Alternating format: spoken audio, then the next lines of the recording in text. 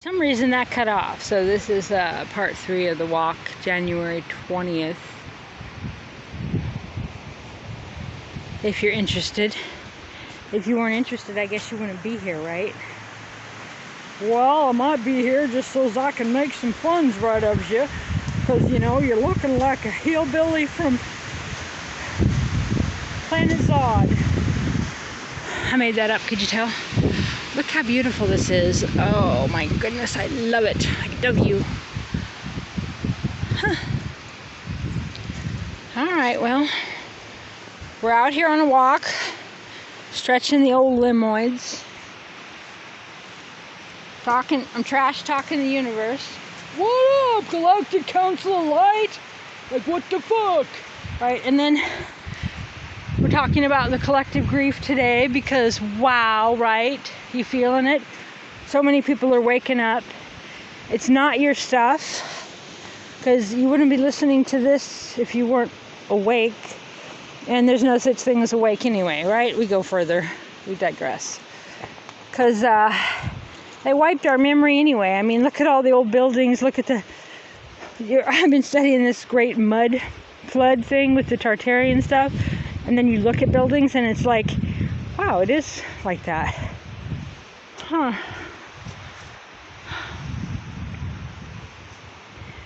Anyway, there's so much that we don't know, and our only job is really to enjoy the moment.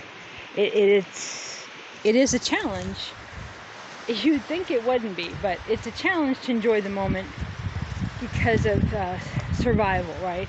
Always afraid that you're not going to be able to survive, which is ridiculous, right? Because we always do survive. Even when we don't want to survive, we survive. So, you know, we're just here to experience, and we're here to collect data and to create. And, yeah. I'm walking along in a daydream. I call out to the goddess. I've showed up, I'm here in the forest. I'm ready for your call. I'm awake and I'm open. I'm not sitting. I'm walking in the void of creation. This is the beautiful cauldron of my creation. There's nothing void about this, right? Look at this beauty every fucking where. And this storm just brewing up here. Beautiful trees. And, you know, it's like, if you imagine a life of, you know, everybody disappearing and you being the only one left on Earth, and kind of how you'd live. Well, that's my life.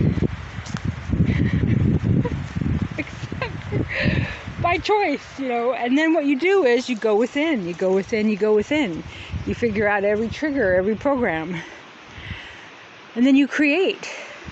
So I will not allow things in my life that are not of high vibration. I create my own reality, and it's the Etch-a-Sketch has been shook, and it's just sitting there blank. That's weird. I just saw an energy there, and now it's gone.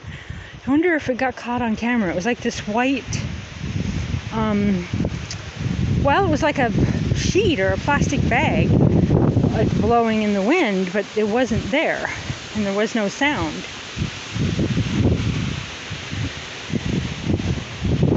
Aren't these beautiful? Whew. Look at these. Hello, I love you so much. You go, I love you so much.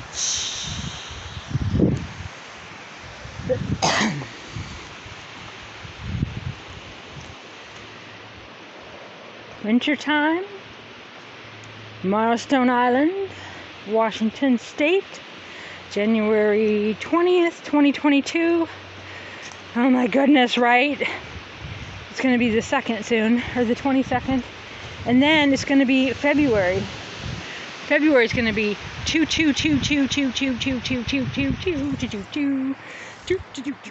Ooh, another person. Oh my goodness. Someone has survived.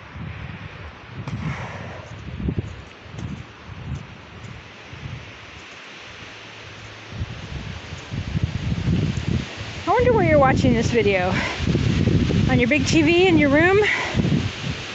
On your cell phone? I wonder.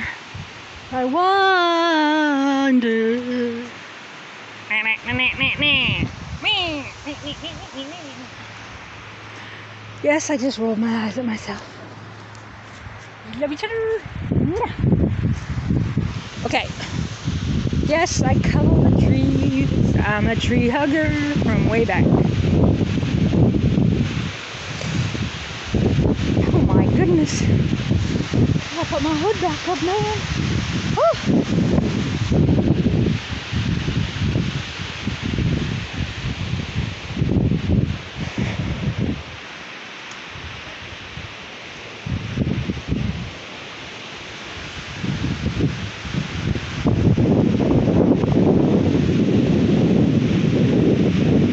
The ducks are a-bobbing. The hack and cracks are a-howling. A storm is a motherfucking brewing. And then there's me rattling on, rattling on. If you think I'm crazy, fuck the fuck off. Like, fuck off, right? Like, fuck the fuck off. Okay.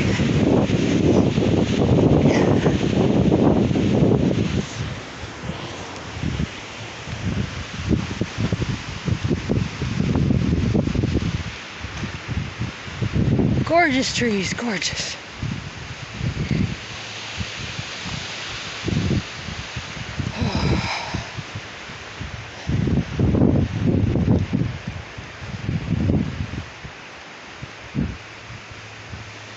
Alright, see, you go down that trail. You jump that, and then you go out there and you go. Alright. Don't you just love the contrast between the aspen and the madrone? Very, very pretty.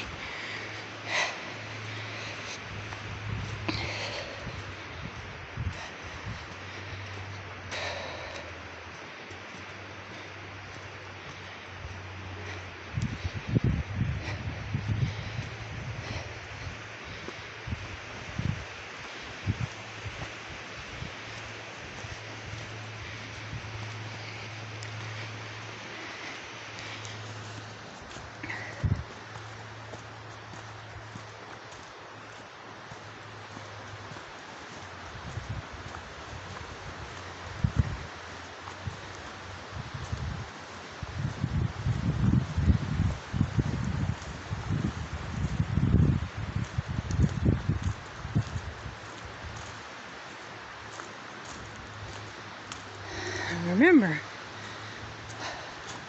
if you're interested in my drive here, it was quite entertaining.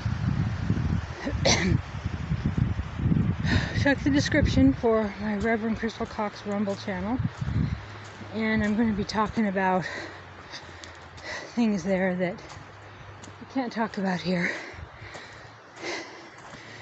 And then why? Well, because doing these videos will help me keep my language skills up.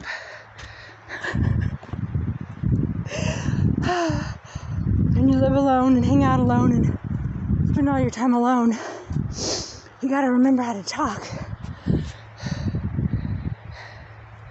And you don't take no crap. There's no way I would ever be desperate for attention or desperate for someone to tell me what to do or herd me around. Or yes, I do believe that you can attract the partner, the right kind of person that would just be who they are and you be who you are. I was going to say allow yourself to be who you are. So fucking funny. I did a psychic reading once, and this woman was so happy she'd met this guy and they're getting married and everything. I was getting the reading. I wasn't doing the reading. Anyway, I'm like, oh, well, what do you love about him? And she said, like the most. And she said, I love that he lets me be myself.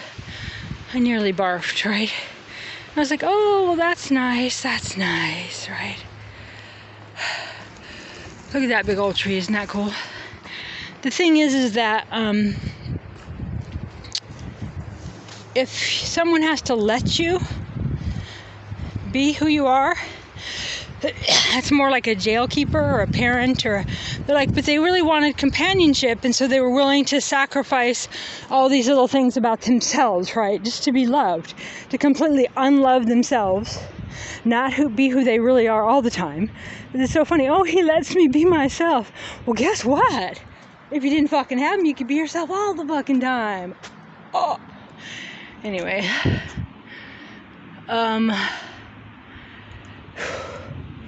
I think her reading was wrong to me anyway. Of course, you know, with psychic readings, your energy shifts, the reading shifts. So, yeah. I digress. Oh, yes, I was talking about... I'm not trying to come across as negative that I don't believe in true love and all that. But really, you really have to learn to love yourself. You have to be able to be alone. Know what you like before you're with someone. Otherwise, you just become their version of you. And, oh, where do we want to go? And everything's a compromise, and nothing's really about this person or that person, right? You're always feeding off of someone else, their programs, their filter, their DNA, their traumas, okay? Their hopes and wishes and dreams and all of this stuff they've experienced, all the people they've had sex with, all the people that have, notice I said sex down low, because I thought I heard something, I guess it was a leaf. All the people they've had sex with, their addictions, their parents, their schooling, their DNA, their heritage from other planets, from this lifetime, from any other lifetime, and you're taking all that in, and every time you factor in who they are over who you are, you're actually creating more of their dysfunction. I think some people call it trauma bonding, but nonetheless, you're creating reality in a way that is to suit someone else's version of you, and they can't be happy if they're like, oh my God, I gotta meet this great love of my life so that I can herd him around, tell them what to do, and be upset at every move they make. Meet this person, and then, oh my God, every time they have a candy bar or say hello to someone, oh my God, you hurt me so much. Because they're jealous and insecure and freaked out because you do something that doesn't involve them, right? And you constantly walk on eggshells and you placate them, and then you never know who you really are. Until you have the fucking I was going to say balls and courage, so I said college. Until you have the courage to be homeless, to go live by yourself, to go on adventures that you want and not try to please anybody, you'll never really know who you really are, and you'll always be leading a life of other people's version of you. You have to get to this place where I'm at. I'm not saying it's always happy or joyous or even comfortable, but it's that stripping everything down so that you know who you are, and then when you're around other people or in relationships, you know good and goddamn well whether you're not you're being their version of you or your version of you. You know, so finding that balance where, you know, sometimes I meet somebody and I cough, you know, I have like a dairy cough or different coughs sometimes. I cough for a couple years straight, going through huge grief stuff. And people, every time you cough, you know, because my voice, whatever tone I have, they're like, oh my God, are you okay? Are you okay? Are you okay? And, you know, like, I don't want to be constantly hovered over. I don't want someone to constantly be commenting on every place I put my clothes, or when I shower, or when I eat, or when I get up, or when I sleep. And I think with the perfect person, all of that would just be synergetically balanced. That you would be so secure in yourself, you just do your own thing, and the other person does their own thing. And it's not like, oh my God, you didn't call me. Like, you were fucking 5 minutes late, man. I was worried. I was so worried. Don't ever do that again. Right? Where your growth is retarded. You're constantly forever a 5-year-old with someone constantly worrying about you, right? Whereas if something really did happen, what good is the worry of your partner going to do? I'm so worried, right? If they can help, you can call them and go, hey, I'm out here on the interstate. I need need a ride or for car fix, or I mean, if there's something they can do. But if not, you call help where you can get help, right? You don't just call your partner there and you're in some emergency situation and go, life is so bad, everything's horrible, and tell them everything that's happened. No, you fucking deal with it, right? Oh, I was so worried. Guess what? I don't give a fuck. I don't need you to worry about me. It doesn't make my life better. It doesn't make my life worse. But it doesn't do nothing to creating a severn. Okay? Some people like that. They like someone constantly worried and smothering them. And I don't mean constant contact. That's fucking beautiful, right?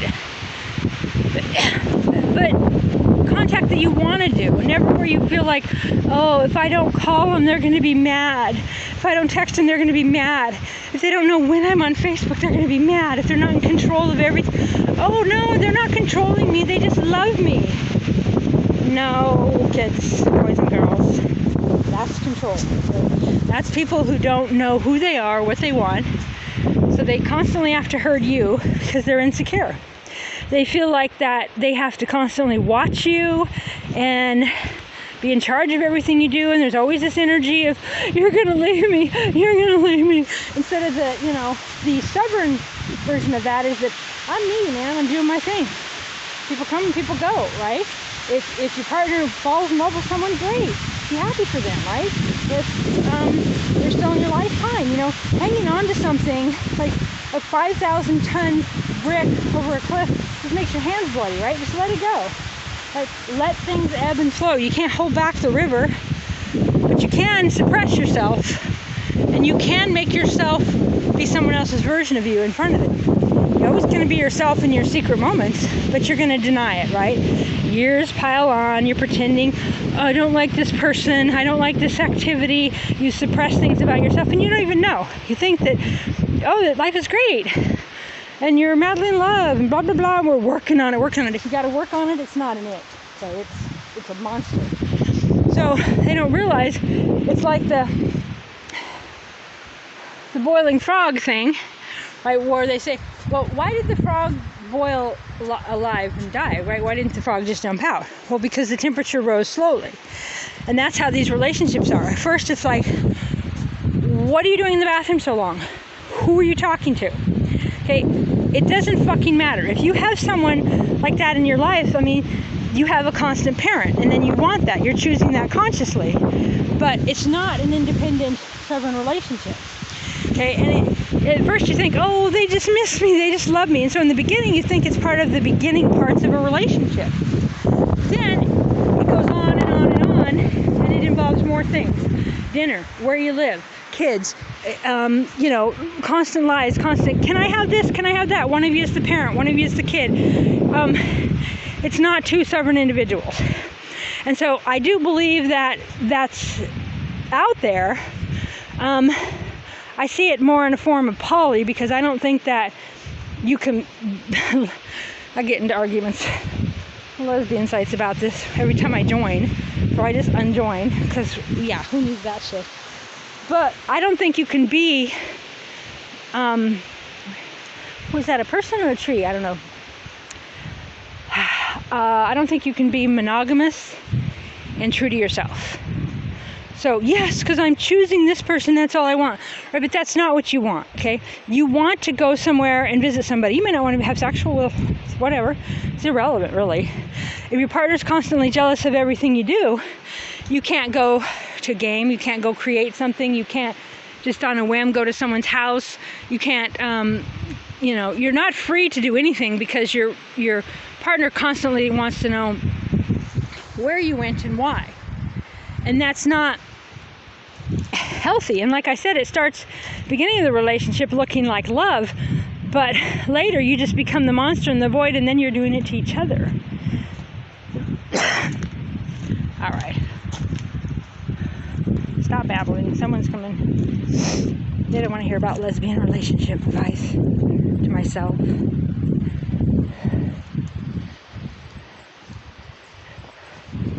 Hello.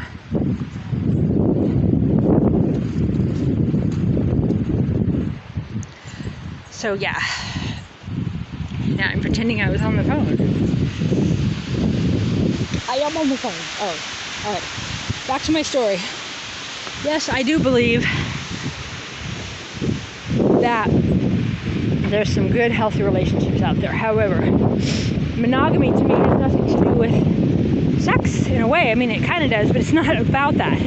You know, I've dated people who are jealous if you want to, you know, well, growing up, my dad was always jealous. My mom, she wanted to go to bowling or Tupperware, things that weren't about other men, just with her female friends, because he didn't want her, where'd you pick up them ideas, or, you know, he didn't want her to have her own independent thoughts. You know, he wanted to control everything. He wanted to be her world. He was narcissistic and sociopathic and, you know, all the good stuff. And again, so was she.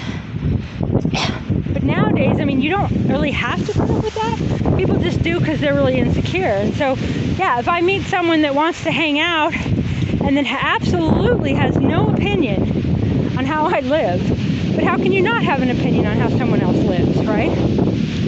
Anyway, I didn't finish that sentence about monogamy. Kind of babbling. My hat keeps blowing off. I think it's great for people who fully choose it. But most of the people that I counsel only choose it because their partner wants it. They don't want to lose their partner. They're insecure. They're fine with losing who they are. They're fine with not being true to their spirituality, their psychic gifts, their adventures, their goals and dreams and desires, as long as they can think of their partner as happy and okay. And that is your partner's job to do that. And you'll spend decades sitting there waiting for them to be happy, or thinking that they're happy with you because you're pretending to be someone you're not, you know. And at night when you're in bed, the times that you're alone and you can have a thought clearly on your own, you admit to yourself, yeah, I like this person or that person, or I'd like to be doing this or that, and I wish I was free, but not enough to want to lose this person in my life because I'm addicted to him. So you ask yourself, well, what does this person bring to me? What's in it for me? You know, mud. Okay, I didn't fall down. So what's in it for me? People are like, oh, that's selfish. No, that's how you create reality. You always pick what you prefer. Otherwise, people wonder why they're miserable and negative things happen all the time. Well, because you're not being your true self. How many bosses do you have, right? You have probably work. You have, some people have their parents in their life. Some people's adult children are their boss. Their partners are their boss. And some people are in poly relationships where they have all kinds of bosses. You know, the goal is sovereignty and creating a reality that you prefer to live in. And I'm not going to fucking lie to you. When you get to the point of creation, you might feel lonely. You might feel the collective grief and your own grief. You know, your life passes before you, per se, because you're clearing out all the old, shaking the Etch-a-Sketch. You're sitting in the void and you're creating new, but you're not quite ready for the new. And so what you do is you just continue being true to yourself, continue picking what choice that you prefer in every moment, no matter how small, and then that'll lead you there. And there's no such thing as death. So you kind of just keep marching to the end of this game, this matrix, this construct, and then you create another one. The density here on Earth is very challenging. Be kind to yourself. And when you feel like crying or dying, just walk and fucking walk and fucking walk. Not fucking walk. Walk. Fucking walk. Work out. Run. Go to the gym. Do some jumping jacks. Dance. And so when we cross over, I guess we're around 30, right? We don't have sore joints. And we can walk for joy instead of to get the goo out of your joints. My God. Crystal, I have to say, possibly you talk too much. Well then, turn the fucking video off, motherfucker. Ciao. Oh, okay, no, wait. Okay, stop. We're gonna leave on a loving note. Me and you love each other. Love each other. We love each other. Bye for now.